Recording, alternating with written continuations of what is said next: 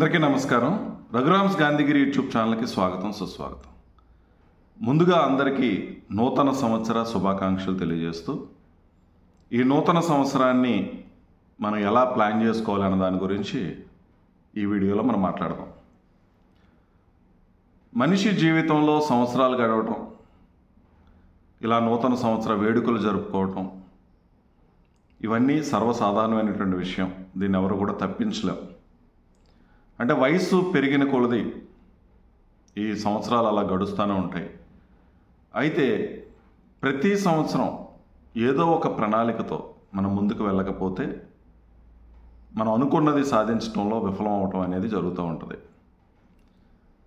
జీవితంలో మనం ప్రణాళికలు వేసుకున్నా వేసుకోకపోయినా జీవితం గడిచిపోతూ ఉంటుంది, కాలం నడుస్తూ ఉంటుంది.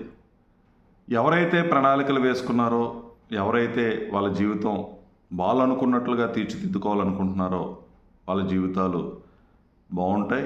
ఎవరైతే ప్రణాళికలు లేవో వాళ్ళ అదృష్టం మీద ఆధారపడటం, జరుగుతున్నటువంటి పరిస్థితులకు అనుగుణంగా ముందుకు వెళ్ళడం తప్పితే వేరే మార్గం అనేది ఉండదు.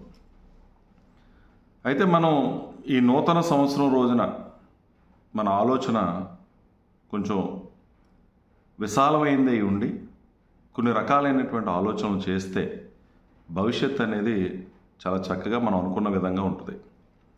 దీంట్లో ప్రధానంగా మనిషికి జీవితాన్ని ఇచ్చినటువంటి తల్లిదండ్రుల పట్ల కృతజ్ఞత కలిగి ఉండటం, మనం జీవితం ఇలా సవ్యంగా సక్రమంగా జీవించి ఉన్నాము అని అంటే భగవంతుని దయతో, ఆ భగవంతుడి యొక్క కృపతో మనం ముందుకెళ్తున్నాం అనేటువంటి ఆలోచన ఉండాలి. ఎవరు ఏ మతాన్ని విశ్వసిస్తున్నా కూడా నీకు విద్యాబుద్ధులు నేర్పించినటువంటి గురువుల పట్ల కృతజ్ఞత కలిగి ఉండాలి. అంటే మనిషి జీవితానికి కృతజ్ఞత అనేది చాలా అవసరం. తల్లిదండ్రుల పట్ల కృతజ్ఞత, గురువుల పట్ల కృతజ్ఞత, దేవుని పట్ల కృతజ్ఞత. నీ జీవితం ఇలా ఉండటానికి కొద్దిమంది సహాయ సహకారాలు, ప్రోత్సాహాలు కూడా ఉంటాయి. నీ కష్టకాలంలో ఆదుకున్నటువంటి వాళ్ళు, నువ్వు ఇబ్బందుల్లో ఉన్నప్పుడు నిన్ను ఓదార్చిన వాళ్ళు, నీ ఎదుగుదలకి సహకరించినటువంటి ఎవరైతే వ్యక్తులు ఉన్నారో వాళ్ళందరి పట్ల కూడా మన కృతజ్ఞత అనేది కలిగి ఉండాలి. ఈ నూతన సంవత్సరం రోజున ఈ కృతజ్ఞతా భావాన్ని మనం ఒక్కసారి ఆలోచన చేసి, ఇప్పుడు ఉన్నటువంటి ఈ జీవితానికి ఎవరు కారణం, వాళ్ళందరి పట్ల మన కృతజ్ఞత చూపించాల్సినటువంటి ఒక అంశాన్ని మనం ఈ నూతన సంవత్సరం రోజు మనం కొంత సమయాన్ని కేటాయించి ఆలోచన చేయాల్సిన అవసరం ఉంది. మరొకటి, ఈ నూతన సంవత్సరంలో మనం ఏం చేయదలుచుకున్నాం అనేటువంటి ఒక ప్రణాళికల రూపకల్పన చాలా ప్రధానమైన అంశం. మనిషి జీవితం ఉన్నతంగా తీర్చిదిద్దబడటానికి ప్లానింగ్ చేసుకొని, లక్ష్యాలను నిర్దేశించుకొని, ఈ లక్ష్య నిర్దేశంలో దీర్ఘకాలికమైనటువంటి లక్ష్యాలు, లాంగ్ టర్మ్ గోల్స్, ఆ లాంగ్ టర్మ్ గోల్ మనం రీచ్ అవ్వాలి అని అంటే మిడిల్ టర్మ్లో కొన్ని గోల్స్ పెట్టుకోవటం, షార్ట్ టర్మ్లో కొన్ని గోల్స్ పెట్టుకోవటం, ఈ ప్రణాళిక అనేది చాలా అవసరం. ఈ 2024వ సంవత్సరంలో మనం ఏం సాధించాలనుకుంటున్నాం అన్నదానికి ఒక ప్రణాళిక అనేది రూపకల్పన చేసుకోవాలి. ఎప్పుడైతే గోల్ సెట్ చేసుకున్నామో ఆటోమేటిక్గా మనకు రావాల్సింది మైండ్ సెట్టింగ్ రావాలి. గోల్ రీచ్ అవ్వాలి అని అంటే మన మైండ్ని సెట్ చేసుకోగలగాలి. ఇది కూడా మనం ఈ 2024లో ప్లాన్ చేసుకోవాల్సిన అవసరం ఉంది. మరొక ప్రధానమైన అంశం, ఇప్పుడు ఉన్నటువంటి ఈ జనరేషన్లో లేనటువంటి అంశం, డైరీని రాయటం అనేది చాలా మంచి లక్షణం. కానీ ఇప్పుడు ఉన్నటువంటి మొబైల్ ఫోన్స్ లేదా ప్రతిదీ కూడా ఫోన్లో నోట్ చేసుకోవడాలు వచ్చిన తర్వాత డైరీ రాయటం అనేది తగ్గిపోయింది. ఇక్కడ డైరీ రాయడం అంటే 2024 వరకు సంవత్సరంలో ఏం చేయాలన్న దానికన్నా కూడా, ప్రణాళికల కన్నా కూడా ఏ రోజు మనం ఏం చేస్తున్నాం, ఏ రోజు ఏం జరిగింది అన్నది సాయంత్రం కూర్చొని డైరీ రాయటం వల్ల నీకు చక్కటి కమ్యూనికేషన్ స్కిల్స్ పెరుగుతాయి. At the same time expression skills పెరుగుతాయి. నీ గురించి నువ్వు రాసుకోవటం, నీ జీవితంలో జరిగినటువంటి ఆ రోజు జరిగినటువంటి సంఘటనలని నువ్వు ఎలా కమ్యూనికేట్ చేస్తున్నావు, ఎలా ఎక్స్ప్రెస్ చేస్తున్నావు, ఈ క్రమంలో నీకు చాలా విషయాలు తెలుస్తాయి. ఈరోజు పిల్లలు చాలా చక్కగా చదువుకుంటున్నప్పటికీ కూడా కమ్యూనికేషన్లోనూ ఎక్స్ప్రెషన్లోనూ ఎందుకు వెనకబడుతున్నారనంటే మీ గురించి మీరు తెలుసుకోవట్లేదు, మీతో మీరు మాట్లాడటం లేదు. ఎప్పుడైతే నీ గురించి నువ్వు తెలుసుకొని నీలో భావాలను నువ్వు ఎక్స్ప్రెస్ చేయగలిగినటువంటి ఆ లక్షణాన్ని పెంచుకోగలుగుతావో, ఆ కమ్యూనికేషన్ని పెంచుకోగలుగుతావో, ఖచ్చితంగా నువ్వు సమాజంలో కూడా నువ్వు ఎలా ఉండాలో ఎలా ఉండకూడదో విషయం తెలుస్తుంది. ఏది మాట్లాడాలో ఏది మాట్లాడకూడదో కూడా తెలుస్తుంది. ఇందాక మనం మాట్లాడినట్టుగా కృతజ్ఞతాభావం ఎవరితో ఉండాలి అని అంటే డైరీ అనేది ఒకటి రాస్తే మనకు అర్థమవుతుంది ఈ రోజు నీకు ఎవరు సహాయ సహకారాలు అందించారు అనేటువంటిది ఆ డైరీలో రాయడానికి అవకాశం ఉంటుంది. కాబట్టి డైరీ రాయటం అనేది అలవాటు చేసుకోవాలని సందర్భంగా ప్రతి ఒక్కరిని కూడా కోరుతా ఉన్నాను. అలాగే భవిష్యత్తు ప్రణాళికల్ని రూపకల్పన చేసుకునేటప్పుడు నీ గురించి నువ్వు తెలుసుకుంటేనే భవిష్యత్ ప్రణాళికల రూపకల్పన జరుగుతుంది. నీలో ఉన్నటువంటి బలాలేంటి, నీలో ఉన్నటువంటి బలహీనతలు ఏంటి, నీకున్నటువంటి అవకాశాలేంటి, నీకున్నటువంటి ఛాలెంజెస్ ఏంటి, ఇవి మనం తెలుసుకున్నప్పుడు మాత్రమే మన భవిష్యత్ ప్రణాళికను మనం తయారు చేసుకోగలుగుతాం. అంటే ఈరోజు నీ గురించి నువ్వు తెలుసుకునేటువంటి ఒక ప్రయత్నం కూడా జరుగుతుంది అనేటువంటి విషయాన్ని గమనించి ఈ నూతన సంవత్సరాన్ని మనం ప్రారంభించాలి. నూతన సంవత్సర వేడుకలు తప్పు అని ఎవరో అనాల్సిన అవసరం లేదు. ఎందుకంటే మనిషికి ఒక ఉత్తేజం అనేది అవసరం.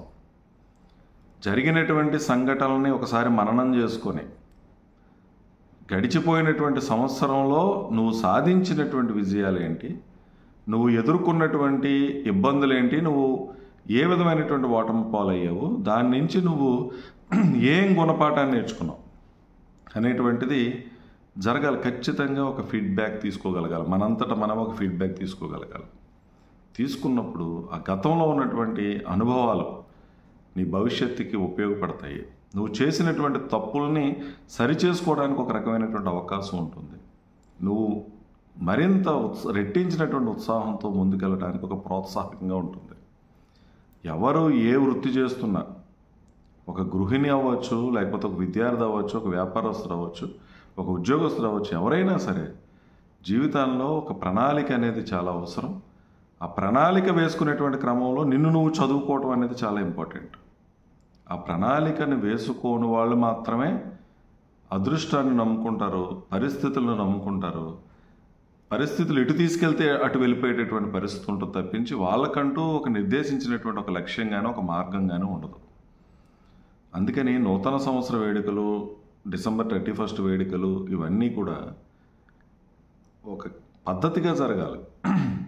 కానీ ఇప్పుడు ఉన్నటువంటి పరిస్థితుల్లో శుభ్రంగా తినటం, ఎంజాయ్ చేయటం, ఏదైనా అలవాట్లు ఉంటే అలవాట్లన్నింటినీ మనం ఎంజాయ్ చేస్తూ తాగడం, సిగరెట్లు కాల్చడం, బయటికి వెళ్ళటం, అమ్మాయిలతో తిరగటం, పబ్బులకు వెళ్ళటం, ఇవన్నీ కూడా ఇప్పుడున్నటువంటి కల్చర్ అయిపోయింది. కానీ ఇది జీవితం కాదు అనేటువంటి విషయాన్ని తెలుసుకొని కృతజ్ఞతాభావంతో ఉండటం అనేది మనం అలవాటు చేసుకోగలగాలి. అంటే గ్రాటిట్యూడ్ నీ యాటిట్యూడ్ అవ్వాలి.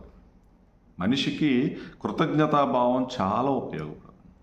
ఎప్పుడైతే కృతజ్ఞతాభావం మనిషికి ఉంటుందో అటువంటి యాటిట్యూడ్ ఉన్నవాళ్ళు ఖచ్చితంగా ఉన్నతమైనటువంటి స్థితికి వెళ్తారు.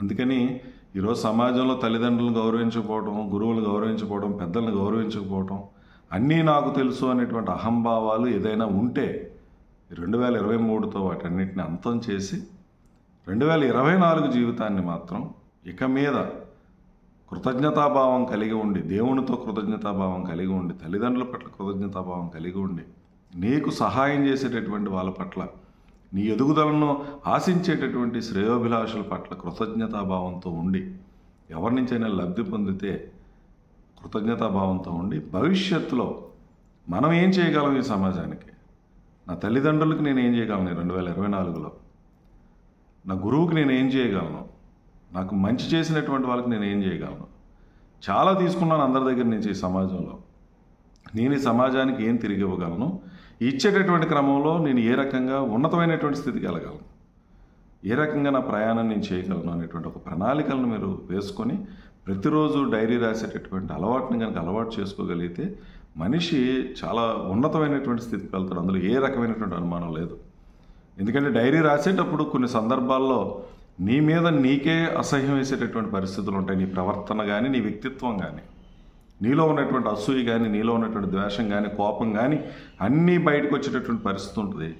ఎప్పుడైతే అటువంటి పరిస్థితి వచ్చిందో మన వ్యక్తిత్వాన్ని మార్చుకునేటువంటి ప్రయత్నం ఖచ్చితంగా చేస్తాం. ఎదుటి వ్యక్తి మన గురించి ఏం చెప్పినా సరే అంత బేగా మారం, మనం ఒప్పుకోదు, మన అంతరాత్మ ఒప్పుకోదు. అదే నీ అంతటా నువ్వు తెలుసుకోగలిగితే ఖచ్చితంగా నీ వ్యక్తిత్వం అనేది మార్పు వస్తుంది. కాబట్టి మన నూతన సంవత్సరాన్ని ఈ రకంగా మీరు అందరూ ప్లాన్ చేసుకుంటారని, భవిష్యత్తులో ఈ 2024వ సంవత్సరం మీకు చాలా మంచి జరుగుతుందని, జరగాలని ఆశిస్తూ, మరి ఉన్నతమైనటువంటి స్థితికి వెళ్ళాలని అంటే ప్రధానమైనటువంటి అంశం నీ గురించి నువ్వు తెలుసుకోవడం అనేటువంటి విషయాన్ని మీరు అందరూ కూడా అర్థం చేసుకుంటారని తెలియజేస్తూ, మరొకసారి అందరికీ నూతన సంవత్సర శుభాకాంక్షలు తెలియజేస్తూ మీ అందరి దగ్గర సెలవు తీసుకుంటున్నాను. ఈ వీడియో మీకు నచ్చినట్లయితే లైక్ చేయండి, షేర్ చేయండి, కామెంట్ చేయండి. మరిన్ని వీడియోల కోసం ప్రక్కనే ఉన్న బెల్ ఐకాన్ను క్లిక్ చేయండి. నా ఛానల్లో వచ్చే మరిన్ని ఇంట్రెస్టింగ్ వీడియోల కోసం సబ్స్క్రైబ్ చేయండి రఘురామ్స్ గాంధీగిరి యూట్యూబ్ ఛానల్.